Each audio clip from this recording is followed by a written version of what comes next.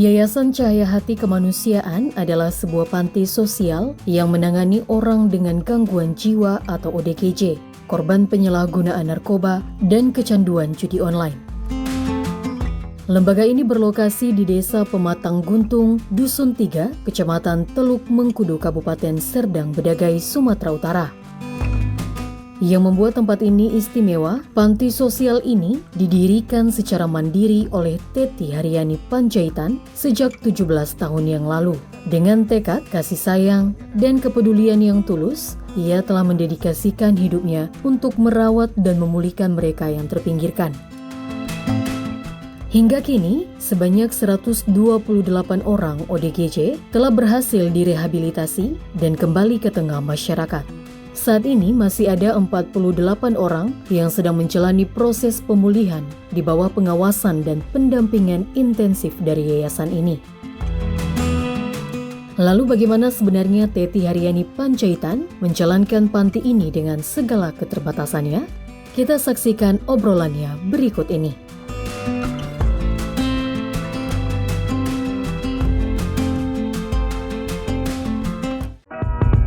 Ngobrol bareng Orbit, kami obrolkan, Anda simpulkan. Assalamualaikum warahmatullahi wabarakatuh. Jumpa lagi kita bersama Ngorbit, ngobrol bersama Orbit. Kalau kali ini aku rasa Orbitku kali ini jauh ketinggalan sama Orbit kawan bicaraku. Bersama aku sekarang ada Kak Butet apa Kak? Kak Teti, tapi sering panggil Butet. Nah, Kak Teti marganya apa Kak? Panjaitan. Jadi Kak Teti Panjaitan ini, wah jauh lah aku bilang, aku angkat tangan. Tapi Kak, kalau aku angkat tangan, aku aja yang tahu. Supaya kalian juga tahu. Orbiter di rumah tahu. Kak Teti ini ternyata perjalanannya kayak naik gunung turun gunung, naik gunung turun gunung. Kalau nggak salah dulu kakak ini anak seorang anggota dewan. Dan bahkan sesudah bapaknya meninggal, kakak ini sempat jatuh ke permukaan keras. Sempat jadi anak jalanan, ngamen di jalanan. Nggak punya rumah tempat tinggal, tidur bahkan di kuburan. Itu permulaannya. Selanjutnya kita ngobrol sama Kak Teti nih. Siapa sih sebetulnya dia? Kakak ini kalau boleh kita cerita, siapa sebetulnya? Apa memang betul dulu bapak kakak itu anggota dewan di mana? Bapak saya dulu anggota dewan di Deli Serdang, Pak. 2 periode. Dekat ya? Dekat, Pak. Oke. 2 periode? Iya, siapa? Terus? Tahun 98 beliau meninggal dunia, Pak. Pas lagi orang bergejolak panas tahun 98 ya. Oke, mau reformasi ya. Saya tetap memilih melanjutkan kuliah di Kota Medan. Oke. Walaupun ada tawaran dari mama saya untuk berhenti kuliah karena ada 4 adik yang harus saya bantu memperhatikannya dan mengurangi biaya. Tetapi saya bilang sama mama, bisakah bayar uang asrama aja? Kebetulan saya sekolah di Akper Deli Husada Deli Tua, Pak, sendiri. Jadi mama bilang, ya udah kalau bayar 125.000 aku sanggup, yang lain nggak sanggup. Itu menantang saya untuk mencari uang di Medan, Pak.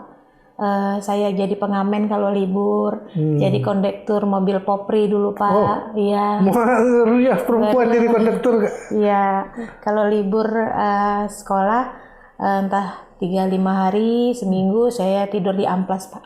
Di amplas? Iya. Di terminal? Di terminal depan itu, Pak. Aman buat seorang perempuan, anak gadis waktu itu? Dengan penampilan saya yang menyerupai anak jalanan, mungkin orang berpikir untuk hal yang aneh-aneh mungkin jauh, Pak. Ya.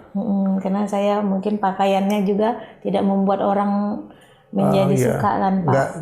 Nggak membuat orang berpikiran kotor lah ya. Kotor, Pak. Jadi waktu itu kakak berani begitu saja untuk dan pasrah. Karena tidak ada pilihan. Di situ saya berani berkata bahwa mungkin bagi saya saja benar saat kita punya kekuasaan, saat kita punya uang, saat kita punya orang tua yang bisa mendukung kita dengan kuat, kita ada kawan. Jadi kakak membandingkan ketika ayah kakak ada Dengan waktu dia tidak ada. Tapi kan untuk seorang politisi kita anggap waktu itu untuk jatuh sedemikian rusak kan kemungkinannya itu kecil. Ya kalau kita lihat dengan politisi yang sekarang gitu kan Kak. Iya, Pak. Kenapa kok bisa drop habis gitu? Karena bapak saya waktu itu kena kanker lambung, Pak. Oke. Jadi obat mungkin memakan biaya ya Pak. Ya, kanker itu bikin kanker juga Pak. Iya, Pak. Jadi semenjak itu kakak ngerasakan kehidupan yang betul-betul kembali nol. Dan kakak nggak sempat kehilangan arah dan frame.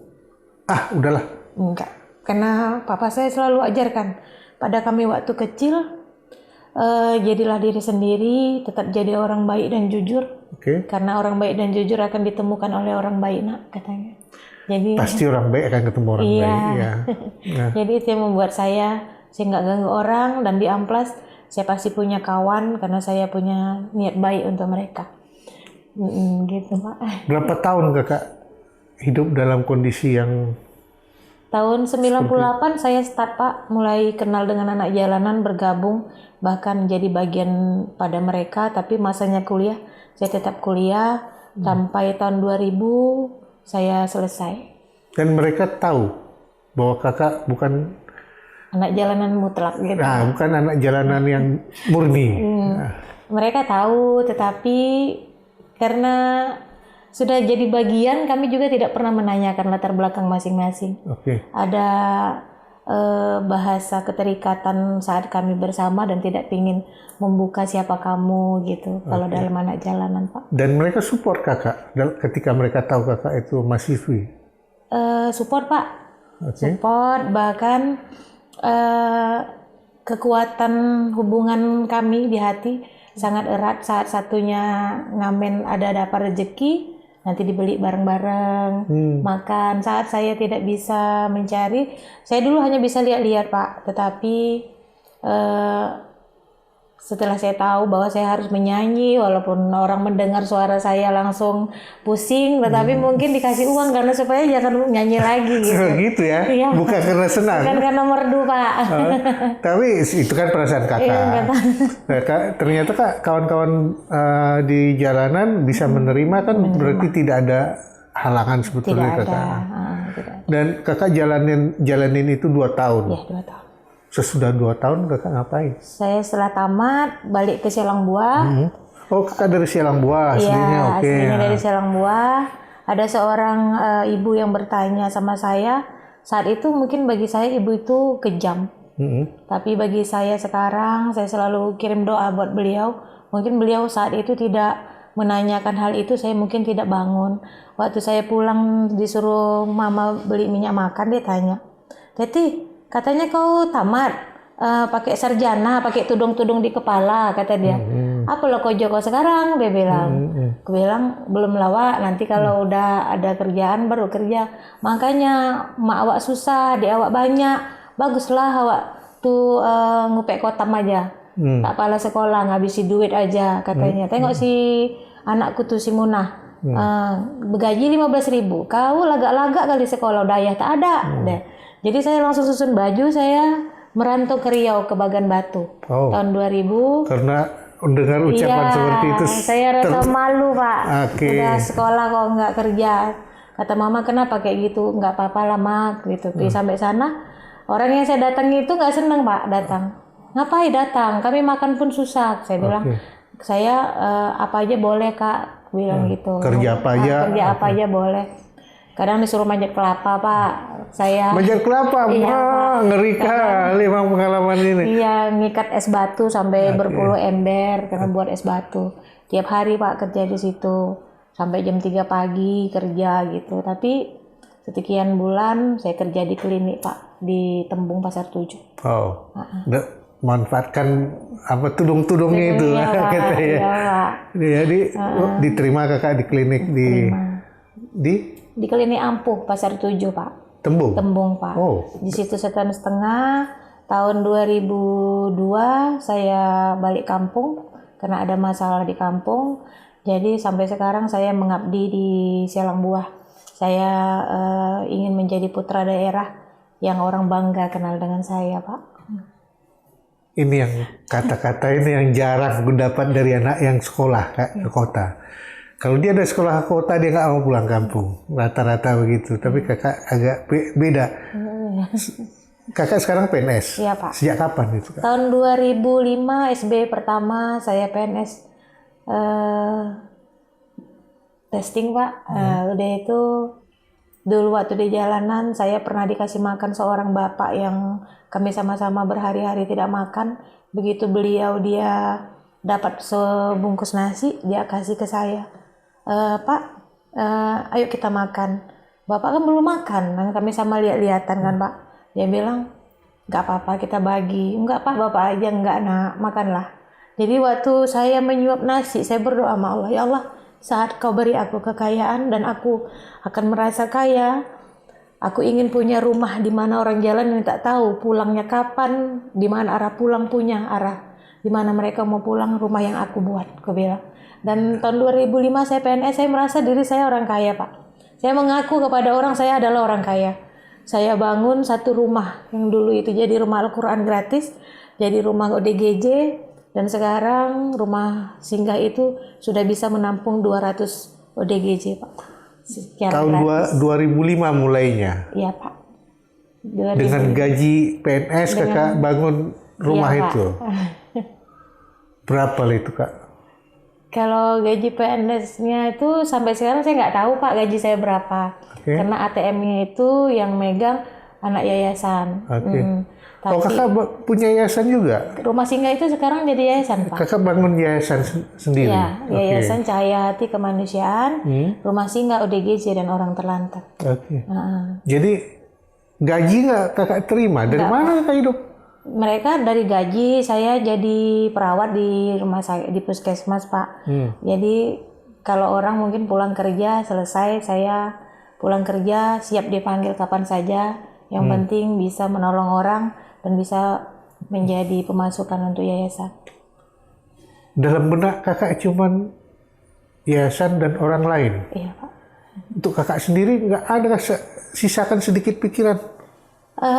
Membahagiakan orang lain merupakan satu kebahagiaan yang lebih, Pak, dibandingkan kita punya sesuatu yang berharga.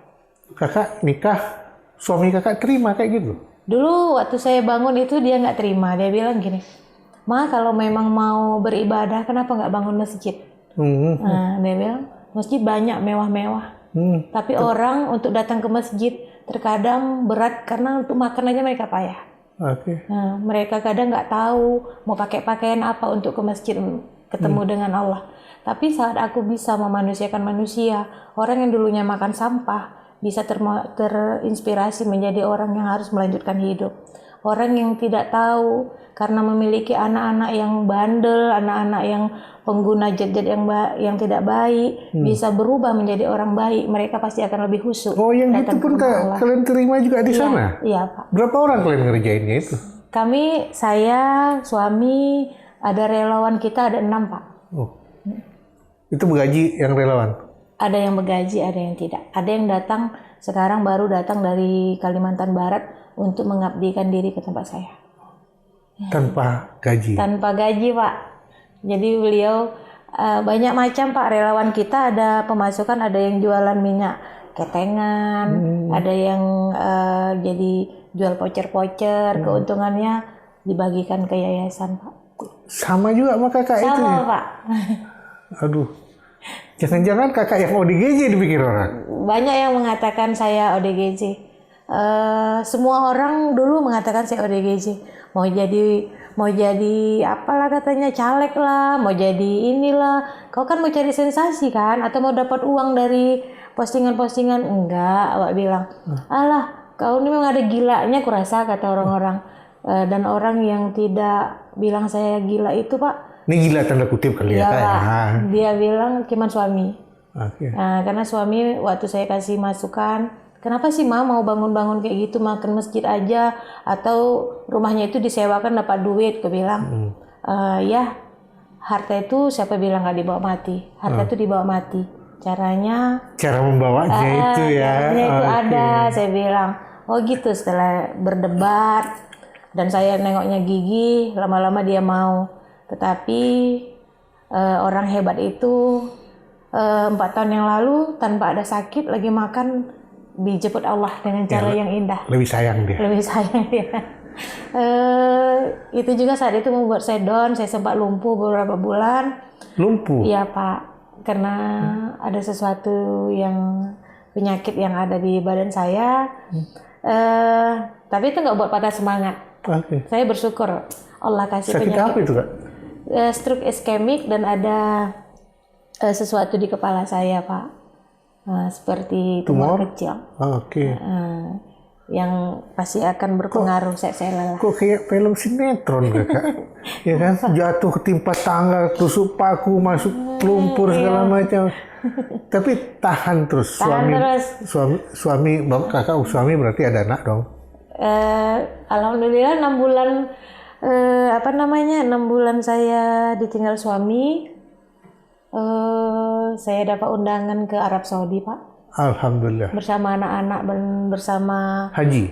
Enggak umroh Pak. Umroh, Saat itu mama saya bilang, walau saya duduk di kursi roda, ini rumah Allah yang paling dekat. Mintalah sama Allah. Mungkin kalau kau berdoa di silang buah, ada perantaranya atau jauh, sini dekat saya berdoa sama Allah, ya Allah. Tak ada yang ingin tinggal sendiri mengurus semuanya. Kau ambil orang yang selalu mensupport aku. Kalaulah kau izinkan aku punya teman lagi, dekatkan sedekat-dekatnya tanpa perantara. Pulang dari Masjid Nabawi, saya ketemu suami saya sekarang, Pak. Oke. Saya ketemu 5 hari kami di Mekah, Pak. Kami nikah di Mekah. Alhamdulillah. Dari sana dapat suami yang satu pemikiran. Kemungkinan dalam doa itu saya ingin satu perjuangan. Beliau lebih gigih lebih lagi, yang dulunya kapasitas ODGJ kami itu hanya mampu saya kasih makan itu 25 orang, sekarang sudah hampir 100 orang. Ada anak dari dia? Belum Pak, kami baru 4 tahun menikah. Oke. Dari yang sebelumnya? 3 Pak. Ada anak 3? Ada 3. Tiga-tiganya itu sekolah? Sekolah Pak. Bisa di sekolah ya? Bisa sekolah Pak. Padahal Kakak nggak terima gaji? Iya, saya punya klinik kecil yang alhamdulillah Pak. Bisa nyekolahkan anak. Klinik apa ini Kak? Klinik pengobatan. Ya, lengkap semua. Oke. Jadi bersalin dan berobat. Klinik itu legal Kak ya? Resmi Pak. Resmi ya? Alhamdulillah. Berarti dari sana bisa nyekolahin anak? Nyekolahin anak, ngurus anak yayasan. Oke. Dari situ semua. Terus anak Kakak itu bisa sekolah sampai tingkat apa? Sekarang tahun depan yang S1 kebidanan sudah mau selesai. Oke. Yang satunya yang nomor 2 kedokteran di UMSU Pak. Alhamdulillah. Dia juga ikut bantu-bantu les junior-juniornya. Untuk memperkuat dirinya lah ya. Baru yang satunya SMA. Gitu. Oh masih ada SMA. Oke. Ya. Alhamdulillah Kak bisa. Aku nggak nyangka kalau bisa dokter. Iya Pak. Dari orang yang nggak mau terima gaji gitu. Nah, kalau kulihat itu kan Kakak PNS. Ya. PNS itu tuh banyak hal yang menjadi kewajibannya. Ya. Kewajiban PNS Kakak jalankan normal? Normal Pak. Di pagi pulang sesuai dengan jam kerja Pak. Nggak pernah bolos? Nggak pernah lah kok.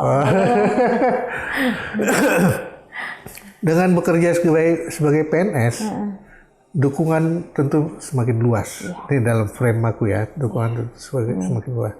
Dari kawan-kawan kerja, segala macam, dari relasi kerja. Tapi sebanyak apapun dukungan orang, tentu ada juga hambatan yang muncul.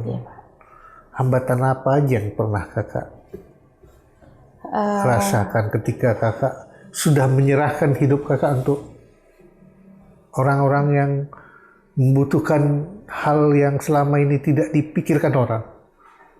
Hambatan yang paling berat kalau kita berbuat kegiatan ini adalah penilaian orang.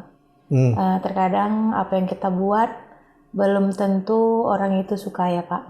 Ada yang tetapi itu nggak menjadi penghalang, dan alhamdulillah karena sekarang sudah bisanya informasi melalui postingan-postingan itu kita share. Banyak orang-orang yang pejabat-pejabat yang masih memiliki hati nurani yang ingin membantu kegiatan kami dengan mempermudah obat-obatan untuk ODGJ, Pak. Terkadang ada yang memberikan bantuan kayak seperti susu untuk mereka, dan ada juga yang komentar-komentar baik dari pejabat-pejabat pemerintah yang bagi saya itu sudah sangat mensupport bahwa mereka melihat soal mereka mau membantu tersentuh atau segala macam itu urusan Allah, karena saya mau berbuat untuk terkenal di langit, Pak, bukan ingin terkenal di dunia. Ini menarik, Kak, karena Kakak tadi tidak mengharapkan dunia. Yang Kakak pengen kan cahaya akhirat. Kenapa itu yang jadi alasan Kakak? Jarang loh, Kak. Apalagi emak-emak. Ya kan, emak-emak kan kadang masih mikir anakku belum selesai. Kakak ada anak belum selesai tiga-tiganya. Terus banyak lagi hal yang harus ditangani gitu. Tapi kok Kakak udah langsung lemparnya ke atas gitu. Karena saya pernah di jalan di mana saya nggak tahu mau arah kemana. Saya pernah harus menahan lapar berhari-hari, harus menahan marahnya sekolah yang harus saya selesaikan pembiayaannya. Sementara orang tua yang harus saya harapkan saat itu untuk mereka tetap bisa bertahan hidup aja sudah baik, normal, sudah syukur gitu. Saya nggak jadi beban. Saat itu saya hanya bisa punya Allah. Saya nangis sama Allah, saya cerita sama Allah. Jadi kebiasaan untuk bercerita kepada Allah itu membuat saya yakin jangan pernah berharap kepada manusia, ada Allah. Sikit-sikit ada Allah gitu. Itu jadi, dengan bahasa sendiri itu harus pakai bahasa Arab atau pakai? Enggak, bahasa sendiri aja, Pak. Rasa saya Allah tuh kayak orang tua saya kalau saya salah ya, Pak. Pokoknya mukjizat itu bagi saya dalam kehidupan ini banyak, Pak. Banyak. Jadi saya selalu harus tampilkan Allah dalam keseharian, itu membuat saya tidak ragu. Ya, coba Kakak nggak tanggung-tanggung kalau menurut aku sih ya. Belahan jiwa lah. Ya belahan jiwa aja dah dari ayah, dari semua, dari suami. Iya. Nah, tapi itu tidak mengurangi sedikit pun ya. Bahkan memperkuat. Rasa saya dengan musibah-musibah yang ada membuat saya yakin Allah itu dekat tanpa perantara. Karena mungkin saya akan dikasihnya ujian saat saya lengah. Saya merasa diri saya hebat. Saya dikasih lagi ujian supaya saya selalu ingat bahwa kodrat saya hanya manusia yang hanya meminta. Gitu, Pak. Dan Kakak minta untuk Kakak atau untuk semua orang yang bisa saya bantu, Pak. Saya ingin jadi keran buat orang lain. Jadi bukan untuk Kakak. Kakak hanya mengharapkan jadi keran gitu ya? Saya ingin jadi keran karena benda keran aja pasti merasa dirinya bangga. Saya bisa dimanfaatkan dan berguna buat orang lain, dan saya pengen jadi itu, Pak. Dan itu tidak membuat Kakak bangga ketika Kakak mencapai itu? Enggak, Pak. Saya pengen terus berbuat. Saya pengen di sisa umur ini punya sesuatu yang bermakna hingga saat saya nanti dipanggil Allah, ada orang yang kenal, orang bisa bercerita. Tapi tetap bersyukur kan? Bersyukur, Bapak. Bersyukur banget. Soalnya kalau udah gitu kan, syukurnya nggak kesampaian nanti. Enggak. Nah, Kak, kalau menurut perjalanan itu Kakak cerita tentu nggak mudah. Dari rumah yang Kakak bangun dengan gaji PNS, waktu itu golongan berapa, Kak? Baru masuk 2C, Pak, masih 800 gajinya. 800, tapi Kakak bisa bangun rumah dari situ, walaupun utang, Pak. Utang dulu, nanti kan dibayar dulunya. Oh, karena udah ada PNS, orang yakin Kakak utang ya. Terus sampai menikah, sampai segala macam. Itu dalam berapa tahun Kakak sampai bisa tenang melakukan misi Kakak? Enggak, tenangnya itu kayak mana ya, Pak? Ya udah, Oke, udah bisa lah kakak, nggak merasa terbebani lagi. Dari sebelum PNS, saya memang hobi bawa kalau pergi entah kemana-mana, kalau nengok ada ODGJ terletak di jalan, saya akan pujuk suami, boleh bawa pulang nggak? Kadang-kadang suami marah, gini enggak, kenapa ma? Dia bilang, aku janji lah, aku bilang, nggak minta apa-apa, yang penting orang gangguan jiwanya dibawa pulang, untuk apa? Kasihan di jalanan, mau letak di mana? Kata suami, nanti ku letakkan di dapur gitu, saya bersihin apa segala macam. Akhirnya karena ada beberapa ODGJ yang satu rumah, suami sampai bilang gini, bentar lagi ma, ODGJ-nya yang waras, aku yang ODGJ. Kenapa gitu? Karena kan ODGJ tidurnya nggak tahu kapan-kapan. Iya. Jadi lama-lama karena makin hari makin banyak, diikhlaskan suami lah rumah itu ada pak. Oke. Jadi rumah pertama dijadikan itu pak. Asrama. Oke. Berapa orang waktu itu? Masih 5 pak. 5. Masih 5. Kalau sekarang udah ratusan pak. Nah ratusan itu rumahnya nggak kayak yang itu lagi kak? Pak, udah sekarang udah banyak kamar pak. Itu dari mana kalian bangunnya? Buka rahasia sedikit ya pak, masa COVID kemarin. Oke. Saya sering posting-posting kegiatan ODGJ. Oke. Ada bahasa yang sering saya bilang, apapun yang terjadi pada Indonesia ini, yang penting akal kita harus sehat.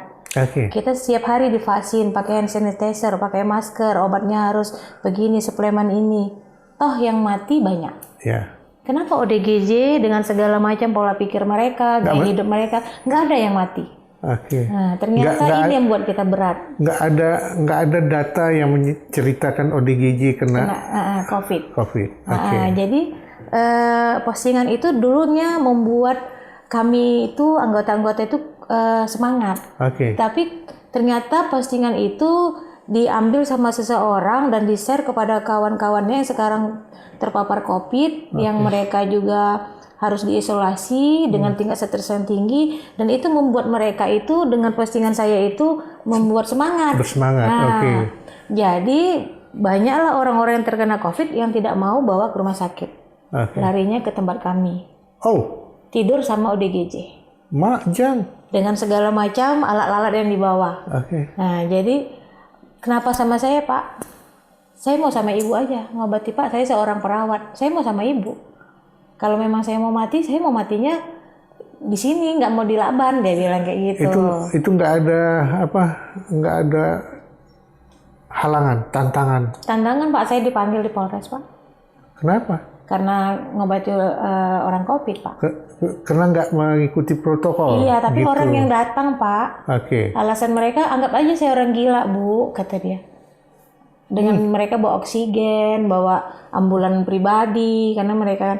Jadi mereka gini, saya sesak, saya bilang, Pak, kalau sesak dari hidung, bernapaslah dari mulut. Karena yang penting tersuplai oksigennya udara cukup. masuk gitu ya. Jadi Bapak lihat ODGJ, mereka saya kasih nasi di piring pun mereka memang pengen makannya di lantai. Mereka kadang nggak cuci tangan. Nah, nggak ada yang kena. Jadi Bapak pokoknya bersihkan diri, minta sama Allah, berpikiran positif. Saat sesak dada Bapak teriak kuat supaya paru-parunya terbuka. Dan itu yang membuat mereka sembuh. Jadi yang datang-datang ke tempat saya itu nggak ada yang meninggal, Pak. Itu dari mana aja orang itu? Dari mana-mana, dari Pekanbaru, Rantu Perapa, dari mana-mana, Pak. Bukan dari Sumut aja? Bukan, Pak. Bukan orang Selang Buah aja? Bukan, Pak. Orang Selang Buah ada yang kayak gitu Orang juga? Selang Buah kan datanya udah terdeteksi di puskesmas, Pak. Yang jauh-jauh, yang harusnya dirawat di Medan, ruangan penuh, mereka cari tempat saya. Dari postingan-postingan. Nah, itu menarik ke orang yang tidak bermasalah dengan jiwa. Bergabung dengan orang yang bermasalah dengan jiwa. Dengan jiwa. Nah, jadi mereka itu yang bermasalah yang mana sekarang? Dari yang datang itu ada yang meninggal? Nggak ada, Pak. Berapa banyak orang tua itu? Banyak lah, Pak. Nggak terdata, Pak. Dan mereka sehat, bahkan sekarang mereka ada yang selalu ikut dalam kegiatan kemanusiaan kami untuk ikut berbagi. Dan mereka juga yang membuat bangunan itu ada, Pak. Ini yang menarik. Ini pernah jadi masalah. Pernah jadi masalah. Pernah kakak dipanggil sama polisi. Iya, pernah Pak. Polisi datang juga ke sana. waktu masa COVID nggak ada yang datang, nggak berani Pak. nggak berani Karena orang gilanya kan nggak pakai sarung tangan, nggak apa. Oke, Mereka ya. kotor masa COVID itu. Tapi faktanya Mereka itu berjalan terus. Berjalan Dari terus. pemerintah daerah maksudnya bantuan untuk Enggak. apa Pak? Masa COVID itu? waktu pemerintah daerah ngelihat ini apa ini gitu. Pemerintah daerah kalau masa itu nggak ada sampai ke sana sih Pak, karena di situ khusus untuk ODGJ saja. Jadi dia nggak memikirkan Nggak memikirkan. bahwa ada sesuatu yang yang tidak pantas atau yang bagaimana gitu. Enggak, mereka seperti klinik biasa lah Pak, berobat, tetapi mereka pengen dirawat, dan ODGJ itu adalah contoh bahwa apapun yang terjadi jangan dipikirkan terlalu berat sehingga tidak terasa berat. Pokoknya jalani, usahakan. Oke. Betul obat itu Kak? Obat. Obat itu orang berusaha Allah takdirkan. Iya. Obat orang berusaha Allah, benar-benar. Iya Pak. Cocok pula Kak, cocokologi. Nah, tapi ada satu hal yang kurasa ketika Kakak bikin penampungan ODGJ, pemerintah melihatnya bagaimana? Kalau pemerintah Serdang Bedage melihatnya, saya nggak tahu pula lah Pak. Ya, Orang itu mungkin Kakak bisa merasakan mereka setuju, mereka menolak, atau bahkan mereka mensupport malah. Alhamdulillah mereka setuju. Kenapa saya bilang gitu? Kebetulan kemarin di puskesmas saya pemegang program jiwa dari puskesmas lain sering sharing tentang bagaimana penanganan ODGJ. Walaupun saya hanya seorang perawat, tetapi karena postingan kami banyak sekarang yang membuat ODGJ yang bebas pasung, membuat mereka pengen berbagi ilmu dengan apa yang kami dapati. Disupport? Support doa mungkin Pak. Alhamdulillah. Semua support apapun kita alhamdulillah kan? Support doa. Nah, ketika Kakak bekerja sebagai PNS dan Kakak bekerja sebagai relawan di kegiatan sosial, walaupun itu Kakak yang bangun, gitu kan? Ini ada kontradiktif nggak? Kalau dari tempat kerja, kalau dari kawan-kawan bagus Pak, alhamdulillah bagus semuanya. Kalau dari pimpinan, kalau yang lama-lama ya bagus Pak, alhamdulillah. Oh, ada juga pimpinan Kakak yang nggak, yang kurang setuju ya. Ya itu namanya manusia ya Kak. Ya, Pak. Nah, itu namanya manusia. Mereka, ya. Bahkan aku pun bisa juga nggak setuju kalau melihat hal-hal tertentu. Tapi segala sesuatu yang Kakak jalankan itu legal kan? Resmi Pak, semua izinnya ada, dari Kemenhum ada. Izin-izin dari Dinas Kesehatan pun ada. Anak-anak Kakak mendukung nggak? Dia kalau ku dengar tadi ada yang perawat, ada yang dokter. Ya. Malu nggak dia? Anak-anak saya yang sekarang sekolah di kota ini, bahkan keluarga teman-temannya banyak yang datang hanya pengen main ke yayasan. Jadi yayasan kami itu kalau orang pergi ke Brastagi wisata mata, tetapi kalau di yayasan wisata hati. Karena dengan adanya mereka melihat langsung kegiatan ODGJ itu di penampungan, pulangnya mereka akan tahu bahwa mereka bersyukur punya kelebihan yang 1000 kali lebih beruntung dibandingkan mereka. Ya. Nah, gitu. Dan ternyata tidak gampang untuk menjadi orang normal ya Kak. Dan itu yang harus kita syukuri bahwa tidak semudah itu. Iya. Tapi anak-anak Kakak tidak ada yang mengenal pengalaman Kakak dari masa Kakak kuliah? Mengenal, saya selalu cerita bahwa jangan bangga dengan apa yang kalian miliki hari ini Nak. Karena saat hari ini kalian merasakan nikmat itu, kalian merasakan dari orang yang pernah terlahir dari masa yang terpuruk, itu aku. Dan aku akan ceritakan saat-saat aku bagaimana harus tetap bertahan di jalanan, sehingga anak-anak itu setiap waktunya mensyukuri apa yang mereka rasakan dan tetap menjadi orang yang peduli dengan orang sekitarnya. Waktu Kakak mengalami hal itu, orang tua Kakak kan tidak mengajarkan seperti itu. Hidup seperti bagaimana. Tetapi keadaan yang membuat seperti itu. Dan itu kakak berikan kepada anak-anak supaya mereka mengerti. Ya. Dan sekarang kita bagikan kepada masyarakat di luar bahwa hidup itu tidak cukup sekadar hidup. Tidak cukup sekadar ada. Tetapi harga kita tidak hanya dari ada, hidup, dan harta. Kakak ini membangun segala sesuatu impiannya tanpa harta. Tetapi dengan kerja dan doa. Doa kayaknya Ya, satu hal yang doa dan semangat adalah modal utama. oke. Nggak, karena aku tadi berdoa kepada Tuhan, doalah, mintalah seperti meminta kepada orang tua, kepada saudara. Tetapi kalau meminta kepada orang tua dan saudara nggak dikasih, sakit hati kita. Kalau sama Allah, insya Allah Insya Allah. dia tak pernah ingkar janji. Sampai di sini dulu kita jumpa. Kak Teti udah mengajarkan kita banyak hal. Tetap bersemangat untuk hal terbaik untuk masyarakat terutama. Assalamualaikum warahmatullahi wabarakatuh. Sampai jumpa di Ngorbit berikutnya.